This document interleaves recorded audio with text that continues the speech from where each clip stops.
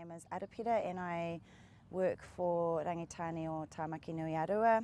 I'm currently managing the Te Manawa project, which works with 8 different hapu and iwi from the source of the Manawatu right through to Foxton. And that's a 2-year project, so that's currently what I'm doing for Rangitane. Yeah.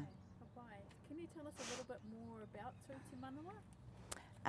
Te Manawa came about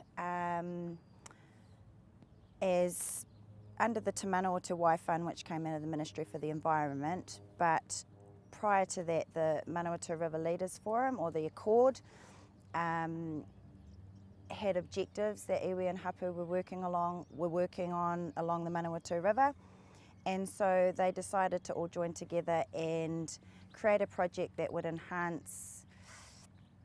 bring not only their people but the community back to the river and get more hands-on involved in cleaning up the river. Okay. Yeah. So what's your role? What work do you do as part of Te Manawa? Just get all the things finished. I'm not so much the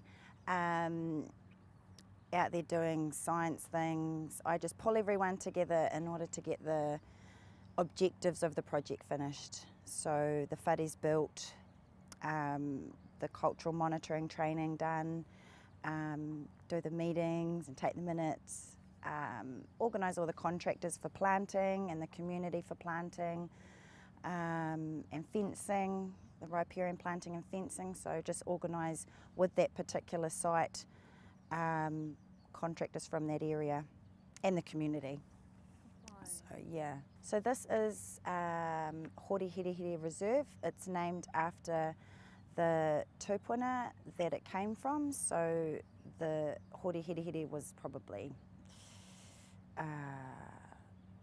three or four generations ago, and this was his home. Yeah, so obviously wasn't a road there, but yeah, so this whole of Kaitoki was a pa.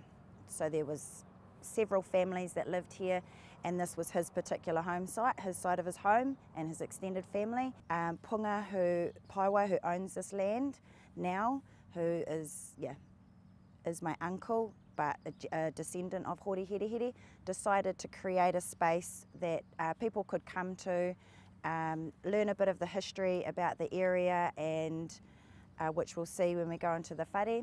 They've done quite a lot of work along the river and along this site here.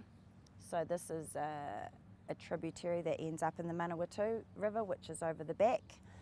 And so lots of things used to happen here. This was a well site where the whole community got their water from. And they also used to get lots of food out of this particular site. And then if you go further over to the main Manawatu River, they used to get lots more. And they would come down every day and get their water. So that's pretty cool stories that have been told. And also this Kauri tree here was being planted by Hori's daughter lots and lots of years ago, but it's quite a significant in terms of it was given from the people from Ngāpuhi or up north, and they brought it down as a peace offering between sort of the tribes up there and the tribes here. So it's a really significant, and there are 2 others at different sites.